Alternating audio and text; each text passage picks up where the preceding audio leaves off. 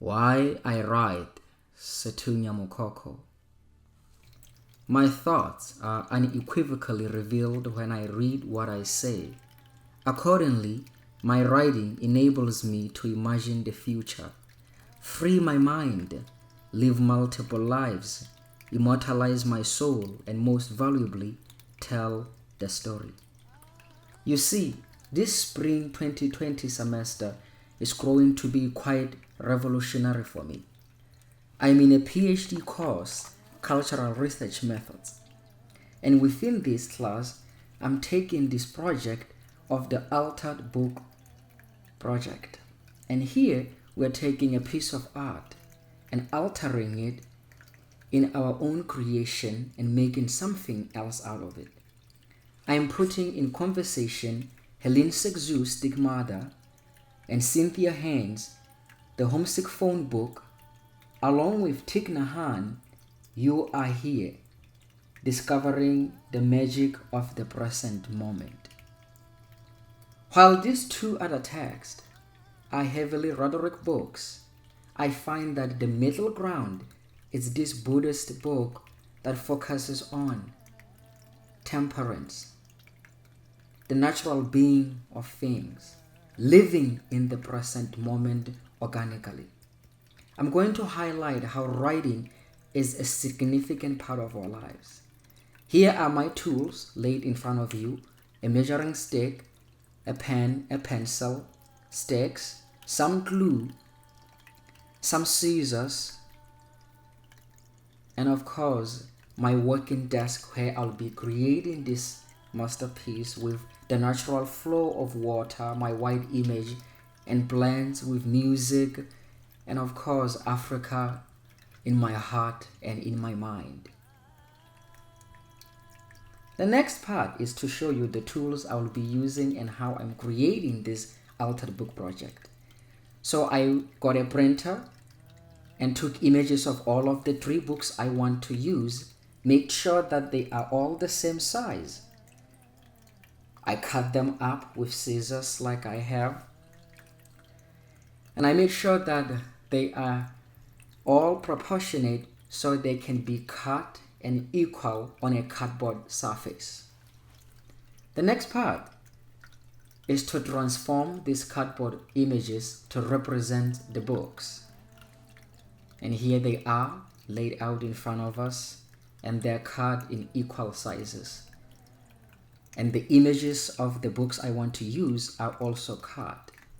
The next part, when this idea of the altered book project came into my mind, the word altar came in a spiritual form, a moment to understand that the pressure that I'm going through in my life right now, like a diamond, is going to bring beauty and peace in my life. I want to radiate possibility. And with this is where I'm going to highlight why the books I have selected, I find them to be so significant. First, let's start with Stigmata, Helene Cixous, Escaping Text. Here's what Cixous says when she talks about writing, when she says, why I write. She says, take the living instant with the closest and most delicate words. Without words as witness, the instant will not have been, is not, I do not write to keep. I write to feel. I write to touch the body of the instant with the tips of the words. Above all, do not waste time passing from the outside to the inside. Don't waste time wiping your feet before entering. The first sentence takes off like an arrow and sticks into the heart of eternity. The next book I want to highlight is Cynthia Haynes' Homesick phone book addressing Rhetorics in the age of perpetual conflict, much like we are in the perpetual conflict today of the coronavirus. Cynthia says we need the sea, so we must cast off the principle of reason. We must take the leap, glance off the ground if only to keep the dance in motion. We must take off the knob of the flannel and leave the topos of the streets. We must unbind our ground metaphysics and establish cities of refuge. We must be intensive in the hospitable. We must without why. and refuge of the fathomed havens. Now let's focus on Thich Nhat. You are here, discovering magic of the present moment. Thich Nhat teaches me that happiness and peace are possible, that my heart must practice to generate presence, that I must practice skillfully with my past. I must heal my wounds and pain. I intend to cultivate through love. And the essence of the Buddha's teaching is to understand impermanence, non-self, and nirvana. And within this natural flow of water, the white image, and accepting this present moment, I have to vow that I must truly become alive. We do not wait to start living. I live now.